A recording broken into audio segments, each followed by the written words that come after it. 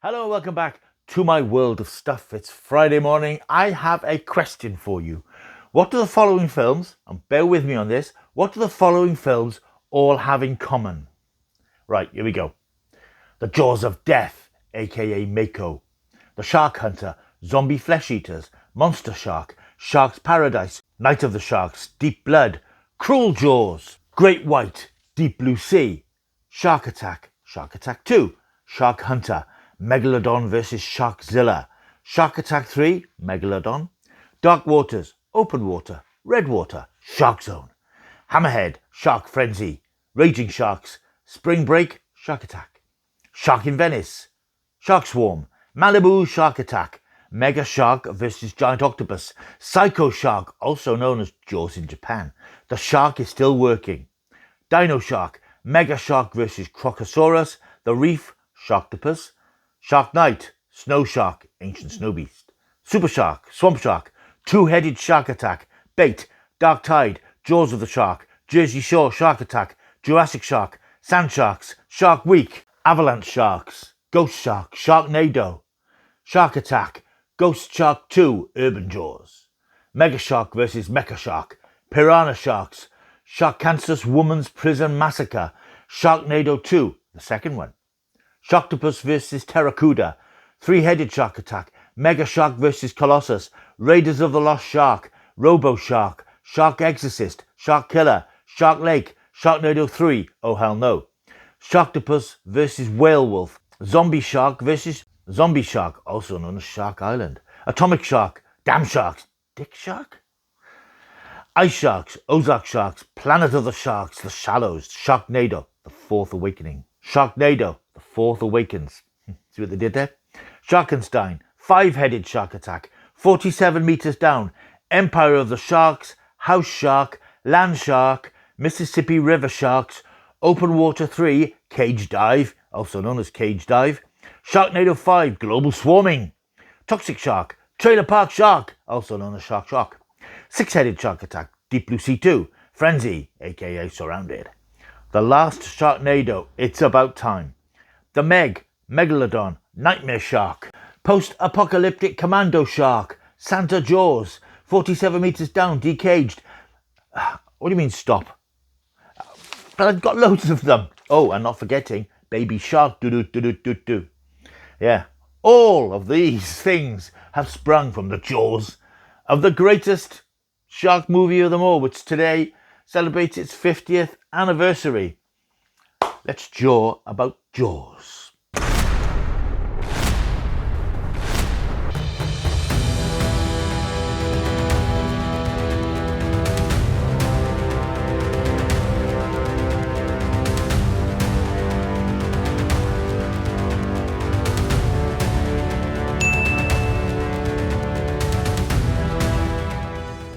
Apex Predators, Big Shark Attack, Escape from the Shark's Mouth, Great White, Huge Shark, Jurassic Shark, Aquapolis, Killer Shark... I'll leave it there. There have been hundreds, probably thousands of shark movies since the release of Jaws in 1975. And Jaws, good as it is responsible for all that tat. So Steven Spielberg, Peter Benchley, damn your oily hides. They created, quite literally, a cinematic monster when Jaws came out in 1975, exactly 50 years ago today, incidentally, in the US. It was released on the 20th of June. Interestingly enough, didn't arrive on UK shores until Boxing Day, so we had to wait 6 months hearing these stories of this huge, phenomenal film that was taking a massive chunk out of the box office. Because this was a time when films didn't really get simultaneous releases as we tend to get them these days. We would often have to wait months for the big new American blockbuster films. Star Wars, a couple of years later, I think that came out in the summer. We got it towards the end of the year. That was just the way it was. Now things are much more coordinated. Publicity campaigns are much more structured, and films just tend to get rolled out across the world pretty much simultaneously. But Jaws was already a phenomenon before we poor Brits saw it at Christmas 1975. And I watched the film again because it is 50 years since it came out, and I thought I would give it another look just to see if it has stood the test of time, bearing in mind the unutterable tide of crap that it has engendered. And I can understand why Jaws was such a big success at the time, because there's something primal and primeval about Jaws. There's something prehistoric about these apex predator creatures that are out there in the sea. Obviously not around the British coast, but certainly in warmer climes around the Atlantic and the Pacific. These things are there, and they are predators, and they will hunker down on human flesh, although they don't like human flesh very much because, by and large, we haven't got much fat on us. Yeah, well, so they prefer dolphins and meatier fare, but if it's got flesh on it and it moves, they'll have it. So they are predators. They are lethal to humanity. There are even now reports of shark attacks. So it is a very primal thing, a primal fear that they create in us. The thought of going into the water and being attacked and bitten and chomped and digested by this giant fish with its huge teeth and this gaping maw and this fin that glides through the water. And you can understand why it's something that's very attractive to filmmakers. Even now, 50 years on, shark movies still proliferate. I watched one that's in the cinema right now, just last week or the week before, Dangerous Animals, which isn't exactly a shark film, but it has killer sharks in it. And many of these films that have come since Jaws are very repetitive. They're based on much the same idea of a shark terrorizing a community or a fair or a pageant, and the local community not wishing to close things down, so the shark goes on its rampage. And they're variations on a theme. We've had more exotic things, like quite recently we had sharks in the River Seine in Paris. We've had sharks versus various mutated monsters. It's become a sort of cottage industry of lowbrow, low budget, but actually quite entertaining films. Jaws itself. Let's go back to the early 1970s when a writer called Peter Benchley was commissioned by a publisher to write a book called Jaws about a killer shark. I suppose this was the time when horror publishing was branching out a little bit, and you got a lot of horror novels. I used to read loads of them about killer insects and nature turning against man, killer crabs and killer bees, and practically everything out there crawling in the grass would turn on humanity. And Jaws was part of that, a classier version of that, of course, based on a very real fear that people have, I suppose, of sharks. And I think that after Jaws, there was a bit of a backlash against sharks being turned into the bad guys, when really they are just doing what they do in their domain.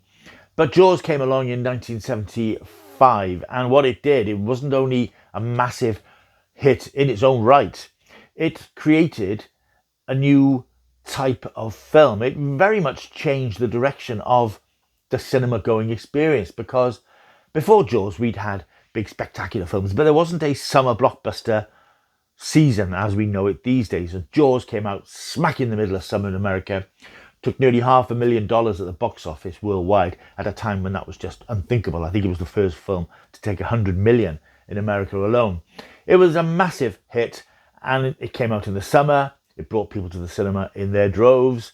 They were terrified, they screamed, they hurled, and it created a new type of film. And ever since then, filmmakers have aimed a certain type of film, adventure films, action films, spectacular films, normally with a simple premise that draws people in, and release these films in the height of summer, usually June, July into August in America, with the sole intention of making a lot of money at the box office by making these big, massive marquee films that people cannot resist. They get people talking about them. They get good word of mouth. Of course, things have changed since 75 with the rise of the internet and Rotten Tomatoes and online punters and so on. People like me who talk about films. And it gets a big buzz going. So all this has come from Jaws, this huge industry that is now the big blockbuster summer season. And whether you admire that idea or whether you like that idea or not, it is the way that things are. The biggest films are now laser focused on being released in the summer months for maximum box office impact. And that's all because of Jaws. Jaws created that phenomenon that hadn't existed before. The film itself, again, watching it last night, it is still a great piece of filmmaking. It's a very early work, of course, from Steven Spielberg. He had made waves a couple of years earlier with Duel, his excellent TV movie starring Dennis Weaver about a man who is pursued by an apparently driverless truck across the wastes of America. It's a terrific film, very tense, very exciting even now. And Jaws moves that up a notch. Based, of course, on the book by Peter Benchley. The film is actually quite different to the book. Lots of the subplots have been jettisoned. It's much more focused just on the story of the shark. It's very much about that. There's not much about the characters of the other people until maybe the last act, when you get to know a little bit more about Sheriff Brody and Quint, the grizzled shark hunter who's been brought in to catch and kill and destroy this shark. So it is a simple story, and it starts off really well with a group of youngsters having a party on the beach at night. Beautifully filmed. The cinematography captures sort of the sunset and the sky, the sea. A couple of youngsters break away from the party, decide to go for a swim, and we see the young girl get into difficulty almost immediately. Something has grabbed hold of her. And watching it now, you sort of look back to how people must have reacted to it then. They've not seen stuff like this before, really. Somebody in the water in terror, being dragged by a shark at speed through the water. She grabs momentarily onto one of these signal buoys that's out at sea, and she's desperate, she's in agony, and suddenly she's whisked away, and we get this sort of fountain of blood as she's devoured and dragged underwater. Her remains are found the next morning by the local police chief's assistant, and it becomes obvious that there's a killer shark on the loose. That's basically the story of the film. Inevitably, this all happens around Independence Day, July the 4th. The sheriff urges the mayor to close down the local beaches because this thing is out there. He refuses to do so because this is when this little seaside resort makes its money. This was filmed, incidentally, around Martha's Vineyard in Massachusetts between July and October 74. And the sheriff, played by Roy Scheider, Sheriff Brody, he is keeping a watchful eye over the sea and the coast. He's watching as people are bathing. He's looking out for some signs of this predator approaching. And those scenes are really very well done because there is this sense of dread that Spielberg builds up. You see people in the water, and because of what we've seen at the beginning of the film, we're expecting the worst and we're waiting to see the worst. And there are a couple of bits that sort of build and build and build, and then it's not a shark, it's something else. It's kids pranking or somebody swimming underneath a woman on an inflatable. And it's constantly building up this sense of where you're waiting for the next attack. Because you know it's coming, there's going to be more death, and you're waiting for it, and it's building up slowly, and then things happen and things don't happen.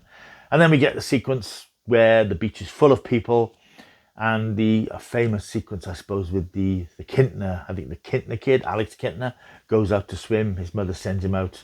And it's quite a brave thing to do, to kill off, quite graphically, a 10-year-old boy. We see a spout of water. We see the shark loom up. We see a gout of blood spurting up, and this kid is killed. There are now, of course, massive repercussions. The mayor has to admit that he was wrong, but he's still reluctant to close the beach completely. The shark is out there. It kills somebody else in the lagoon area.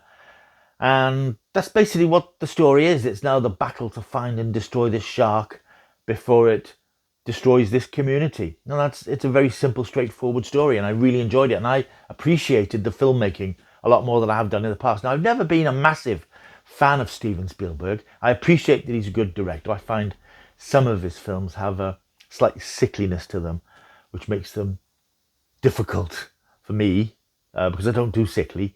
But I think he really handles Jaws very well. I mean, obviously he's helped enormously by that iconic Creeping Doom theme music by John Williams, which is used quite sparingly in the film. We see it in certain scenes where something's going to happen. But a lot of the stuff is done with no background music at all. All the scenes at the beach where you feel this sense of impending horror, something's going to happen. But there's no pounding, thundering music in the background that you would have today.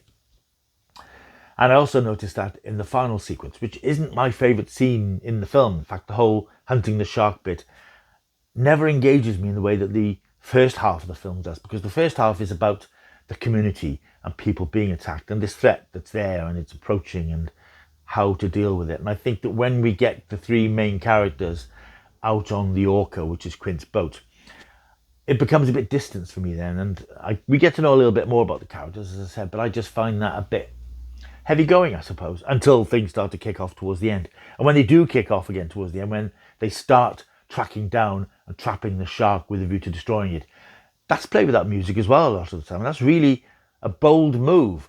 But I think it works because you've got these scenes set out at sea, this barren wilderness of water, but there's no thundering music telling you it's time to be excited, now it's time to be scared, which so many films and TV shows do these days. It's these men out at sea tracking this creature, and even when it attacks, you still haven't got the music. It's still all done with just the images. And I think it's quite refreshing to see that sort of thing now in a time when our blockbuster films are just a cacophony of pseudo-classical music that tells you how to feel. You should be scared now, you should be sad now, you should be really excited now. It's nice to have a film that just plays out in its own way. I would say 50 years on that Jaws still stands up extremely well. There's always been a lot of criticism about the effects of the shark, and there were lots of problems with this sort of animatronic shark creature called Bruce, which played up a lot of the time, which is one of the reasons that there was a delay in the filming, and there were difficulties. I mean, this is one of the first films that was out in the sea filming quite difficult technical scenes, but I think it looks quite good. There are scenes towards the end where you can see that it's not a real shark when he's chomping down on a certain character towards the end of the film. But by and large, I think the scenes are quite well done. There's some nice underwater footage when you do see the shark looming out of the water. I think they very cleverly use it sparingly and it's edited very well. So you're not lingering on this model for too long, because I think if you spent too much time seeing it camping and champing about the place, you would be taken out of the drama of the film. So all in all, I think 50 years on, Jaws is still a very strong, very powerful film. And I know it is a lot of people's favourite film. It's not my favourite film, but I would probably put it in my top 20, if only because of what it represents in the evolution of cinema and what it did and the way that it caused this massive change in direction in the way that films were marketed and released. But beyond all that, it is a very tense, naturalistic film. I think all the scenes with Sheriff Brody and his family, his wife played by Lorraine Gary, that's all quite naturalistic and realistic, domestic sort of sequences. And all that stuff works very well. And I think he has a nice balance between the characters and their lives and what's going on in the outside world with this shark that's threatening the community. It's a very well put together film, and naturally it cemented Steven Spielberg's reputation as a master director of these sorts of films. You don't need me to tell you the huge list of iconic films that he's made in the intervening years, and he's still making those films. I believe he's got a science fiction film coming out later this year or next year, which should be interesting. So Jaws, I think, has stood the test of time. 50 years later, I think it's as good as it ever was. I don't even think it's particularly dated. I think it still looks contemporary, it still looks urgent, it has great pace to it. The music is beyond iconic. It is such an important film for all the reasons that I've stated. It really is a benchmark film in the development of cinema and the way that cinema changed forever afterwards. Whatever you think of blockbuster cinema and that concept of films as spectacle, summer spectacle, this is where it all started. And for that alone, we must regard it as an absolute classic. And it is an absolute classic. It is still a terrific film. That's Jaws, 50 years old today. Absolutely amazing. If you want to see Jaws, it's streaming on Amazon Prime on 4K. It's available on 4K. It's available on physical media. Of course it is. And I believe the book is still in print if you want to read the book and see the differences. I think I read the book some years ago, and I think I agree with the criticisms that said it's not incredibly well written. And there are those character diversions which sort of take you away from the main thrust of the story. Jaws is an absolute classic and deserves its reputation, which is very well earned. And if you've never seen it, what the hell are you doing watching this channel? Go and watch Jaws immediately. Anyway, Big Shark, Blind Waters, Cocaine Shark, Deep Fear, Ninja vs. Shark, Shark Evil, Shark Exploitation, Shark Bait, Shark Side of the Moon, Bathtub Shark Attack, Below. You get the drift. Thank you for watching. Hope you've enjoyed the video. Like and subscribe. I'll see you soon. Until I do, keep taking the stuff. Ninja vs. Shark, Meg 2, The Trench, Megalodon, The Frenzy, Shark Evil, 47 See you.